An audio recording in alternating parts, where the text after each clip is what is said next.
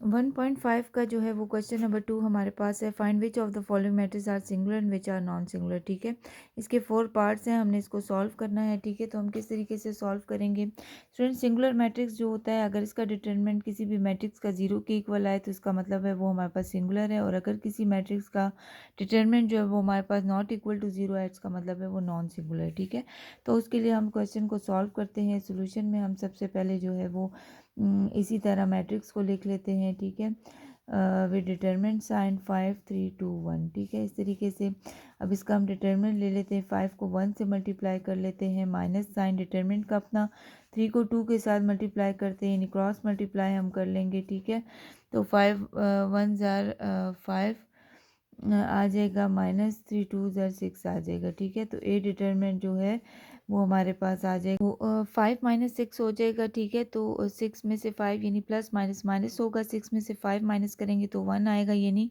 -1 आएगा। ठीक है, इसका सेकंड पार्ट जो है वो इसका अब 1 -1 आ गया, तो इसका मतलब है ये नॉट इक्वल टू 0 है, तो हम लिख देंगे कि A is non singular matrix. ठीक है, ए जो है वो नॉन सिंगुलर मैट्रिक्स है। ठीक है, क्योंकि इसका आंसर जो है वो अदर देन 0 आ रहा है। ठीक है, ये इसका आंसर हो गया। अब नेक्स्ट पार्ट है इसका बी, सेकंड पार्ट है। सेकंड पार्ट में भी हमने b is equal to this, solution में हम सबसे पहले क्या लिख देंगे, b determinant is equal to, इसी को रिपीट कर लेते हैं, 3 - 6 - 2 4 आ गया। ठीक है, अब स्टूडेंट्स इसी तरह अब हम इसको सॉल्व करेंगे, जिससे हमने डिटरमिनेंट को फाइंड करते हैं। 3 को 4 से मल्टीप्लाई कर देंगे, माइनस इसका अपना साइन होगा, -2 -6 हो जाएगा। ठीक है, -2 -6 हो जाएगा। अब बी डिटरमिनेंट जो है वो हमारे पास 3 4 ज़ार 12 आ जाएगा, माइनस यहाँ से भी माइनस माइनस प्लस होगा। ठीक है, 2 6 ज़ार 12 आ जाएगा। तो स्टूडेंट बी डिटरमिनेंट जो है वो हमारे पास 0 आ गया, तो इसका मतलब है कि बी इज़ सिंगुलर मैट्रिक्स। ठीक है, क्योंकि इसका जो डिटरमिनेंट का आंसर है वो हमारे पास 0 आ गया, तो हम कहेंगे b is a singular matrix. ठीक है, ये आ जाएगा। अब इसका थर्ड पार्ट जो है वो हमारे पास है सी is equal to 3a - 2b। ठीक है, 2ab। अब स्टूडेंट्स इसका हमने डिटरमिनेंट फाइंड करना है, हमने ये चेक करना है कि सिंगुलर है या नॉन सिंगुलर, तो इसी तरह सी डिटरमिनेंट लिख लेते हैं। ठीक है, 3a - 2b 2a और b हो जाएगा। ठीक है, अब इसी तरह सी डिटरमिनेंट में हम क्या करेंगे, 3a को b के साथ मल्टीप्लाई करेंगे। ठीक है, माइनस साइन इसका अपना होगा, -2b को मल्टीप्लाई कर देंगे 2a के साथ। ठीक है, इस तरीके से अब सी डिटरमिनेंट जो है वो 3ab आ जाएगा, इधर से माइनस माइनस प्लस हो जाएगा। ठीक है, 2 2 ज़ा 4 हमारे पास ए भी आ जाएगा। ठीक है, तो स्टूडेंट यहाँ से हमारे पास जो इसका आंसर आएगा, ठीक है, वो क्या आ जाएगा हमारे पास, इधर से माइनस माइनस प्लस हो जाएगा, तो 2 2 ज़ा 4ab, 3 में 4 प्लस करेंगे तो हमारे पास आ जाएगा 5 6 7ab। ठीक है, तो इसका मतलब है ये जो है 7ab अदर देन 0 है, तो ये हमारे पास जो है वो सी हम लिख देंगे, C is a non singular matrix. ठीक है, सी जो है वो नॉन सिंगुलर है, इस तरीके से। ठीक है, तो अब हमने इसका फोर्थ पार्ट, लास्ट पार्ट जो है वो सॉल्व करना है। ठीक है, फोर्थ पार्ट में हम इसी तरह इसको सॉल्व कर लेंगे। ठीक है, d is equal to, d determinant is equal to -3 6 2 -4। ठीक है, ये आ जाएगा। डी डिटरमिनेंट हम किस तरह फाइंड करेंगे, इसके लिए -3 को -4 से मल्टीप्लाई कर देंगे।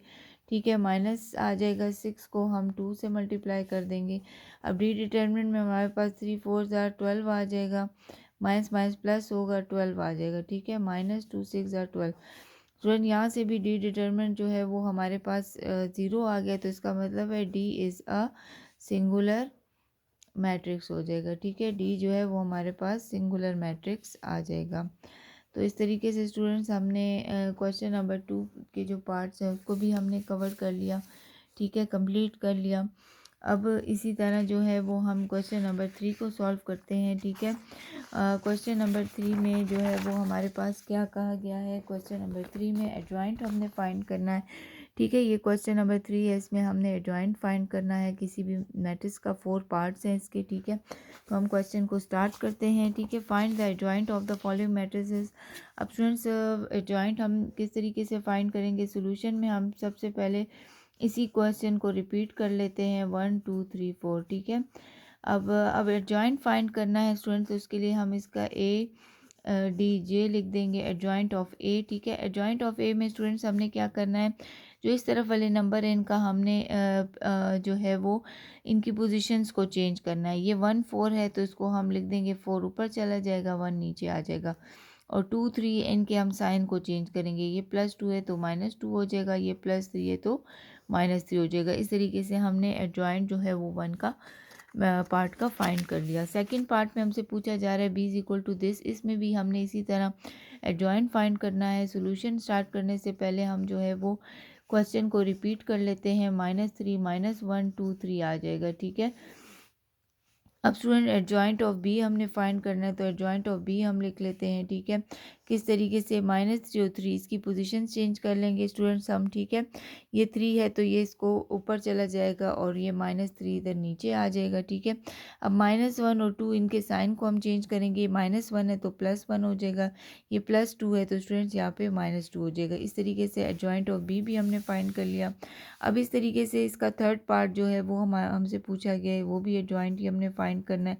क्वेश्चन को हम इसी तरह जिसना हमने प्रीवियस को पार्ट्स में किया रिपीट कर लेते हैं, ठीक है। अब इसका एडजॉइंट जो है वो हमने किस तरीके से फाइंड करना है, एडजॉइंट ऑफ सी भी इसी तरह 2 और 1 की पोजीशंस को चेंज करना है, ये 1 2 हो जाएगा। और इस तरह वाले जो नंबर इनका साइन, ये -4 है तो +4 हो जाएगा, ये +3 है तो -3 हो जाएगा, ठीक है। इसी तरह हमने इसका क्वेश्चन नंबर पार्ट 4 भी फाइंड करना है। जिस तरह बाकी पार्ट्स हमने किए हैं इसी तरह इसमें क्वेश्चन को हम रिपीट कर लेते हैं, ठीक है। नीचे 2 -4 आ जाएगा, ठीक है। अब हम students adjoint of D find कर रहे हैं, तो इस तरह हम इसी तरह करेंगे। इनकी पोजीशंस को हम चेंज कर देंगे, -4 ऊपर चला जाएगा, -3 नीचे। और इस तरह वाले जो नंबर है इनके साइन, ये +6 है तो -6 हो जाएगा, ये +2 है तो -2 हो जाएगा। तो इस तरीके से क्वेश्चन नंबर 3 का पार्ट जो है वो अभी हमने कंप्लीट कर लिया है।